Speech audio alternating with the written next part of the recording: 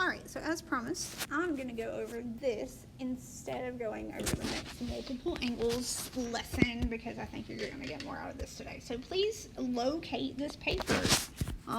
Make sure you did work these right, and if you did not, we want to make sure that we know how to work them because we will be having our Chapter 5 tests on Tuesday. Let's start with the first one. I'm going to come down here to my paper. So I know some of you guys might have copied my answer key, but I'm going to explain them. Again, the point here is to understand how I got what I got, not just what I got.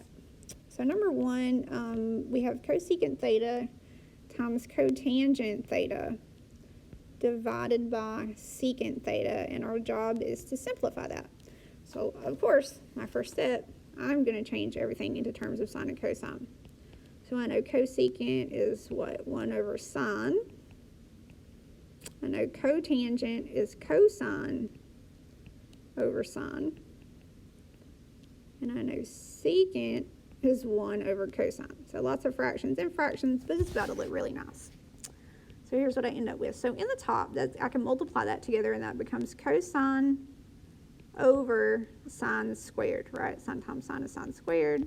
And of course, there's not too much I can do to the bottom right now. But as we talked about before, anytime you're dividing by a fraction, you can multiply by the reciprocal.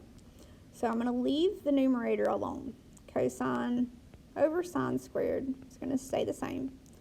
Then I'm going to multiply by the reciprocal of the bottom, which is just going to be cosine over 1. Of course, that's going to then give me cosine squared over sine squared. Right, let's see. Let's make sure and check our work. Sine, cosine, sine squared. Flip that over. Yeah, that looks great. Okay. I know that just a regular cosine over sine is cotangent, so it would logically follow that if they're squared, then it's cotangent squared theta. So that is number 1. Number 2, what is number 2? Here we go. Number 2 was sine squared times plus tangent squared plus cosine squared. Oh, this is an easy one.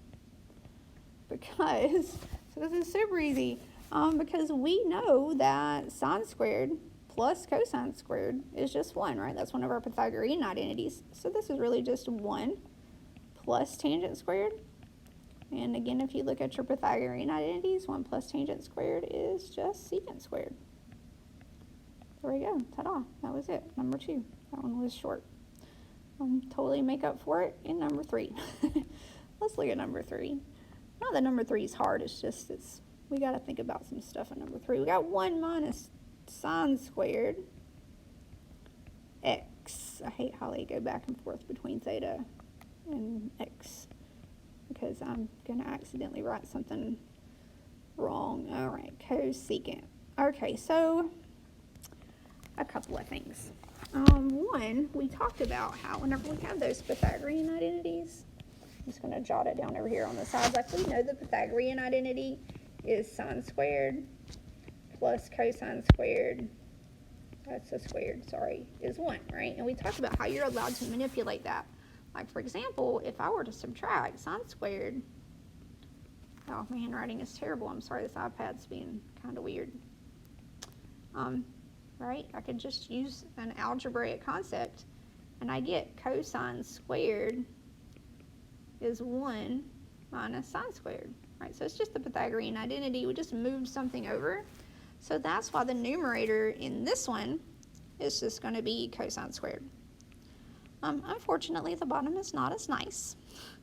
I need to actually subtract these, but before I can do that, I need to make this cosecant into a 1 over sine. So what I need to do is now find the common denominator. Okay, so finding the common denominator, so cosine squared on the top is going to stay for right now. All right, so we know that really, this is over 1, right? So the denominator is just going to be sine, right? Because I have a 1 and a sine, the denominator is going to be sine. Now this one already has, let me go back. So I would need to multiply this times sine down here. So I would have to multiply this times sine up here. So that's going to become sine squared. Now over here, I already have a sign, so I don't need to multiply times anything, so that's going to stay minus 1. All right, so let's talk about negatives and how everybody loves them. Going back to this over here for a second, notice how this is almost this. The difference is it's flipped, right? Instead of 1 minus, it's minus 1. And we can't just flip around negative signs without doing something. What I could do is I could, like if I multiplied this, I can just use an algebra concept, times a negative 1, that would switch it and it would become this down here, right? Because that's going to make that a negative 1, and that would make that a positive sign. And of course, if we wanted to write it so that it actually looked like the problem we were doing, I could switch that around and make that sine squared theta minus 1. So the point is, it's the same thing, it's just a negative version of it. So, scooting down a little bit more, let me change colors one more time. So this cosine squared, haven't done anything with it yet. I'm going to leave it right there.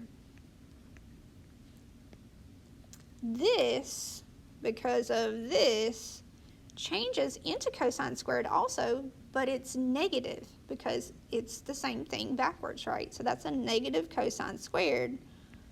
And then, of course, the bottom sine x is going to stay the same. So I really, really wanted to show you that that just happens sometimes, unfortunately. Okay, so that was the hard part, is understanding you're allowed to take these Pythagorean identities and, like, manipulate them. You can subtract them, you can multiply them times negative 1, you can do things to them to allow you to use them to solve or something like that. So let's finish this problem. This is now an easy problem. So now I have the cosine squared in my numerator times the reciprocal of my denominator, which is going to be sine x over negative cosine squared x. All right, I just flipped the bottom. And of course, I know that these two are going to divide out, right? Cosine squared and cosine squared. Keep in mind you still have that negative, so it doesn't go away. And the simplified version would just be a negative sine x. So that one was a little much, but not terrible. All right, look at number 4. Here we go, number 4. What is number 4? Sine x. Okay, so this one we are asked to prove. So sine x, tangent x, cosine x, minus cotangent x, cosine x, oh, this one's long, equals 1 minus, now look at that, 1 minus 2 cosine squared. So we know something's going to happen right here. Okay, so let's see what we get. Hopefully it's obvious the left side's a little more complicated. And my first thing I'm going to do is I'm going to go change the tangent and the cotangent into terms of sine and cosine. So this sine I'm going to leave alone. Tangent I'm going to turn into sine over cosine. And then of course I have the cosine that's still going to stay there. Minus cotangent is cosine over sine. And again, this cosine is going to stay there. All right, I might not need to do this, but I like to kill 2 birds with 1 stone when I'm doing this, because look what happens inside. Like this cosine and this cosine can divide out with each other. So I'm just going to go ahead and do that, because that's one less thing I have to worry about when I distribute. So when I distribute here, this sine times this is going to be sine squared. All right, again, because the cosine's divided out. Now when I multiply this sine times this, we have our minus in the middle, I'll forget that. This sine is going to divide out with this sine, and that's going to leave me with cosine squared x. Okay, so kind of like what we just did. Since we're not adding, we're subtracting, I know that I can use this up here. I know that I can take my Pythagorean identity, like I did a minute ago. As a matter of fact, just let me redo it down here so it's nice and pretty. Or, not pretty, prettier. All right, my Pythagorean identity is sine squared plus cosine squared and I see equals 1, and I see I need a cosine in my answer. So, like, if I change this and subtracted the cosine squared from both sides to move it over with the 1, right, like that looks like what I'm doing, that leaves me with sine squared equals 1 minus cosine squared. Again, you're allowed to take those Pythagorean identities and move things around by adding or subtracting or even multiplying like a negative like we had to a minute ago. So this is going to go in place for this. So that's going to now be 1 minus cosine squared. And then I had the cosine squared that was already there. And that's where I get 2, right? I have a -1 and a -1. I have 2 of them. 1 minus 2 cosine squared. And that's number 4. And then they literally give me the easiest one for the last one. So ending on a high note, here we go. Number 5. We like these. Cosine times cosecant times tangent. I need to prove that that equals 1. So all you have to do on this one is turn this cosecant into 1 over sine. Turn that tangent into sine over cosine. And then notice, literally, everything divides out.